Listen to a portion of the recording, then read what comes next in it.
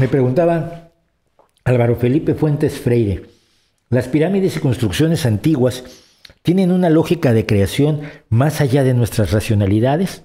No. ¿Cómo obtuvieron tal conocimiento según usted? Como todo, con ensayo y error. Cuando solo se tenía el empirismo y no se tenía la ciencia, pues usabas el ingenio y te las arreglabas. Esta idea de que los antiguos, sobre todo de piel oscura, cuidado, los antiguos tuvieron que tener ayuda de alguien para hacer las pirámides. ¿Cómo pudieron hacer las pirámides? Es una cosa maravillosa. Te enfrentas a la pirámide de Giza y dices tú, Dios mío, ¿qué pasó aquí? ¿Cómo pudieron hacer esto? Bueno, mira, empezaron haciendo pirámides muy malas, pequeñitas, y luego se dieron cuenta que si las hacían muy puntiagudas, porque lo que querían era hacer pirámides muy altas, y querían hacer pirámides puntiagudas para llegar al cielo, pero luego descubrieron que se les caían. Entonces hay una pirámide que es muy interesante, muy anterior a la de Giza, que empieza con una inclinación muy grande y luego se adquiere otra inclinación mucho más obtusa a partir de la mitad, porque se les estaba cayendo, porque no puedes hacer nada recto si no tienes argamasa y si no tienes algo que soporte todas las fuerzas que tiene un edificio recto. Es decir, un edificio recto está sometido a presión, la estructura está sometida a presión, a torsión, a tensión, no podías hacer un edificio recto si no tuvieras los conocimientos que tenemos hoy en día. Si los egipcios hubieran hecho un rascacielos con hormigón armado, tendríamos motivos para decirse, pero claro, esta es una tecnología totalmente fuera de su capacidad. Pero hicieron pirámides porque era la tecnología al alcance de todos los pueblos neolíticos. En América Latina se hacen, en Mesoamérica se hacen pirámides. Y se hacen pirámides igual en Mesoamérica, en la zona de la cultura azteca, de la cultura teotihuacana, como se hacen en la zona maya, en la zona del sureste. Se hacen pirámides en Asia, se hacen pirámides en el centro de Europa, se hacen pirámides en todos lados, porque es la única forma de hacer un edificio alto que no se te caiga con los conocimientos que se tienen en ese momento. ¿Y cómo movieron las piedras tan grandes? Pues con mucho cuidado. Pero claro que sabían mover piedras grandes. Todas las culturas antiguas sabían mover piedras grandes. Tenemos la cantera de la que sacaron las piedras, tenemos cómo movieron las piedras hasta la pirámide. Y tenemos algo que es más maravilloso. La pirámide de Giza en concreto no tiene jeroglíficos en su interior. He oído a algún tonto que dice que vio los jeroglíficos adentro de la pirámide de Giza y dices, hijo mío, te metiste algo muy potente entre pecho y espalda antes de entrar a la pirámide porque no tiene jeroglíficos. Los jeroglíficos se usan en tumbas posteriormente, pero no se acostumbran en la época de la pirámide de Giza. Pero si te acercas a los bloques de piedra, están firmados por los equipos de trabajadores que los movieron y los tallaron. Estos seres humanos estaban tan orgullosos de su trabajo que ponían, esto lo hicieron los grandes movedores de piedras, que era un equipo que competía con el otro equipo que eran los grandes empujadores de piedras y otro que eran las piedras rodantes, que como todo el mundo sabe, no crían musgo. Necesitamos despreciar muchísimo a las culturas antiguas de gente de piel oscura para pensar que no pudieron desarrollar las técnicas que claramente desarrollaron, porque no fueron solo unos, sino que son las mismas técnicas que por la misma época se utilizaron para mover las piedras en Stonehenge y las mismas que se utilizaron para poner las piedras de Machu Picchu. Es un fenómeno común a todas las culturas. La capacidad de mover esas grandes piedras en la isla de Pascua, que ni siquiera creo llega al Neolítico, se pudieron mover los moais desde el lugar donde se tallaron al lugar donde se pusieron las estatuas de los antepasados a vigilar el mar. El mar o miran hacia adentro, ya no me acuerdo si miran hacia afuera o hacia adentro de la isla, bueno, como quiera que sea. El punto es, la tecnología que tenían, sabemos que la tenían.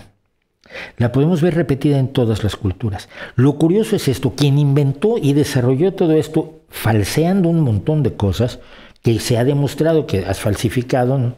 Esto es una bombilla en un jeroglífico de los egipcio, no es un símbolo de una diosa, tú no sabes de qué estás, tú te estás inventando las cosas. Fue Erich von Däniken. Erich von Däniken fue un famoso estafador, porque ahí en eso empezó. Él trabajaba en un hotel, estafó, se robó dinero, pues, desfalcó al hotel, se lo metieron a la cárcel. Y en la cárcel se le ocurrió escribir un libro en el que se inventaba que había habido astronautas en la antigüedad que habían ayudado a los pueblos estos de gente de piel oscura a poder hacer todas las cosas maravillosas que hicieron. Porque las cosas que hicieron las culturas europeas nunca se le atribuyen a los alienígenas. El acueducto de Segovia, por ejemplo, nadie dice, bueno, llegaron los seres de las Pléyades e hicieron el acueducto de Segovia. Y cuando tú te paras abajo del acueducto de Segovia, es impresionante, es sobrecogedor pensar que los romanos, sin más tecnología que la que tenían los romanos, pudieron hacer eso, y pudieron hacer el Coliseo, y pudieron hacer el Panteón, que es una de las estructuras más grandes sin columnas interiores que puedes visitar en Roma, y está lleno de turistas mirando para arriba con cara de idiotas todos. Cuando uno entra, por supuesto, cumple con el requisito, mira para arriba y pone cara de idiota. Dice, esta cúpula maravillosa se crea con unos conocimientos que yo creo que son bastante limitados. Pero ahí está el problema en el yo creo. Cuando tú oyes a gente como Iker Jiménez o a la gente a la que él lleva, o lees a gente como von Däniken, o otro tipo de sacarracas de los medios y del embuste, todos te dicen, es que yo no atino a imaginarme cómo movieron una piedra tan enorme. O sea, como tú eres incapaz de imaginarte eso, crees que aquellas personas no podían imaginarlo. El problema es que sí lo hicieron, y ellos movieron las piedras. Y tenemos cada vez más las evidencias arqueológicas que quizás hace 40 o 50 años no existían. Sobre todo porque se ha inventado algo que es fundamental y se llama arqueología experimental. Es decir, tú calculas que movieron así o que hicieron determinada cosa de determinada manera. Hay evidencias que sugieren un camino.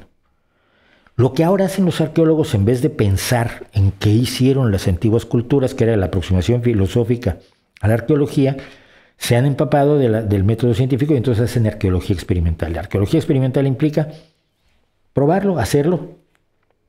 Y de pronto tienes a alguien que con un guijarro de este tamaño y una pequeña palanca va levantando una piedra pesadísima y mete el guijarro un poco y lo va empujando el guijarro hasta que está más o menos al centro de la piedra, y luego de pronto él puede darle vueltas a una piedra de varias toneladas con el guijarro que logró meter al centro de la piedra, donde solo usa una palanca y la fuerza de una sola persona. Evidencias de arqueología experimental que dicen, hombre, si eso lo puede hacer un señor hoy, pues lo podían hacer 20 o 30 mil trabajadores egipcios en los años que se tardaron en construir la pirámide. Pues tardaron muchos años, tardaron 20 años, si mal no recuerdo, 20 o 25 años en construir la pirámide de Giza. Pero hay otro montón de pirámides que se construyeron antes y que fueron enseñándoles cómo se hacen las pirámides, ensayo y error, aproximación empírica. La misma manera en que la gente aprendió cosas tan impresionantes como hacer pan o coser cerámica o beneficiar el oro para extraerlo de las vetas donde estaba con otros minerales. Todo eso son conocimientos que tenía la gente en el pasado, pero muchos creen que inventaron el hilo negro, que se inventó todo la semana pasada. Es una cosa que se llama adanismo. El adanismo es creer que llegas a inventarlo todo, que antes de ti no había nada, que tú eres Adán, el de la Biblia. El adanismo es una enfermedad muy común entre los jóvenes, sobre todo. Cuando somos jóvenes, todos somos adanistas. Entonces, por ejemplo, yo recuerdo, yo lo comentaba, ¿no? Los jóvenes creen que inventan el sexo. Uy, es que nadie no lo puede haber pasado tan bien como yo. Los viejos no hacen esto. No así, ¿no? Como con el pie aquí atrás y haciendo, sí, no, eso no lo pueden hacer mis papás y mis abuelitos. Sí, hicieron. Luego van a ver los grandes templos sexuales de la India que datan de hace cientos o miles de años y descubren que hay allí ya cosas que todavía a ellos no se les han ocurrido. Podemos creía que iba a inventar la política. Todos los jóvenes creen que inventan el mundo. Y una de las cosas que nos da la madurez es darnos cuenta de que muchas cosas ya estaban inventadas y que no somos tan maravillosos como creíamos que éramos. Así que no hubo aliens en la antigüedad, no hubo antiguos astronautas. Sabemos cada vez más a ciencia cierta cómo se llevaron a cabo las construcciones, cada uno de los pasos de las construcciones, cuál era el conocimiento astronómico que se tenía, cuál era el conocimiento matemático que se tenía, cuál era la capacidad ingenieril que se tenía. Piensa en las grúas que se necesitaron para construir el Coliseo. Y eran grúas, efectivamente, ya existían. No son como las grúas que usamos ahora, pero el principio era el mismo. Un andamio que podía subir para subir piedras a que las colocaran los albañiles arriba. Creer que el hecho de que tuvieran menos conocimientos en el pasado significa que carecían de todo conocimiento para manipular el universo a su alrededor es completamente idiota. Y es completamente racista, sobre todo porque, insisto, nadie dice que el Partenón lo hicieron los seres que vienen de Alpha Centauri, porque si se acuerdan, además todos los aliens que nos venden en esas historias son altos y rubios. Hay un trasfondo racista allí del propio von Däniken que tenemos que abandonar y quizás ponernos a estudiar un poco más de arqueología, y cuando buscamos algo sobre las pirámides, en vez de ir a lo que nos cuentan los amigos de Iker Jiménez, vamos a que los cuenta National Geographic y los verdaderos expertos en la cultura egipcia, que los hay muchos y muy buenos, de muchos países, incluido por supuesto de Egipto, como el señor Zahi Hawass.